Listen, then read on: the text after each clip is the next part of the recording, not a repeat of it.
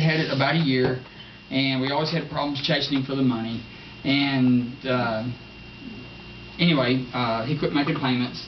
We waited and waited, called him, he never would pay us. And so I finally went out there to get it and had to go out about 40 miles.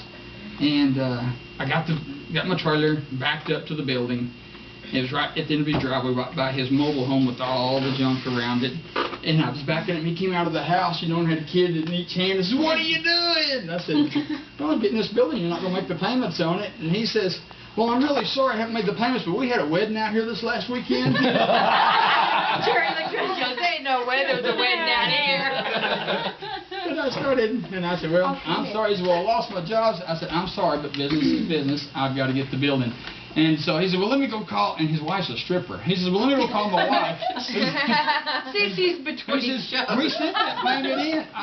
They always say they sent the payment. It's in the mail, you know. And I said, "Well, I'm sorry. I checked the box on the way out here, and it was not there." And I do. I check it. I give him every chance in the world, you know.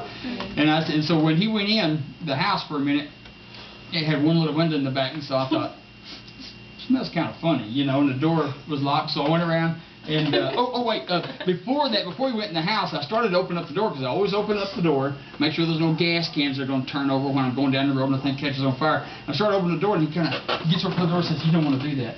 And I said, "Why?" And he says, "Well, when we had the wedding, we threw all the trash in the building, you know." And I mean, I'm going, "There's still trash everywhere, you know." And he says, "We threw all the trash in the building, you know, to clean up around here." Clean up. And before we had the wedding, he did not want me to open that door. So I thought, that's kind of weird, and the door was locked. So when he went in the house, I went around to the back and looked through the window, and I could barely see through the top of the window because it was stacked all the way to the ceiling with trash, rotting trash, that a year's worth of trash.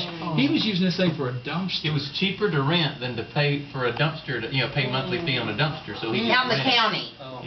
Yeah, dumpster $65 to $85 a month. This was only $35 a month, and after a year when it's full, call them to come get it and they haul your trash off. But he was splitting it with the neighbor. Splitting it with the neighbor. Yeah, I found out he split it with the neighbor. Yeah, pretty smart. Splitting the cost with a neighbor, and they were putting all their trash in there.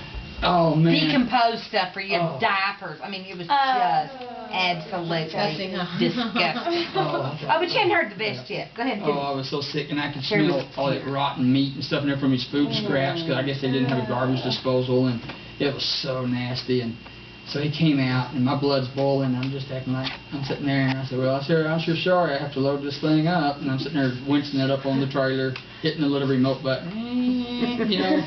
And he says, "Well, you know," I says, "I'm sorry, you know, but we just, you know, they really messed me around down there at Roundtree Cadillac." And I'd already talked to them, and they said he was an absolute loser. So anyway, so I knew it was full, and I thought, I am not taking this back to my place and unloading all this for him. Like, this is exactly what he wants. And me unload it, haul off his trash, and me have to get rid of it.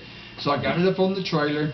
And when I started pulling out of his driveway, he thought, just as I went to turn onto the highway, I pulled across his front yard, right across the corner of his front yard, stopped the truck, and he's already going back in the house, you know. And then and he's just going up the steps fixing to go into his mobile home, and he sees me stop, and he turns around, and I get out of the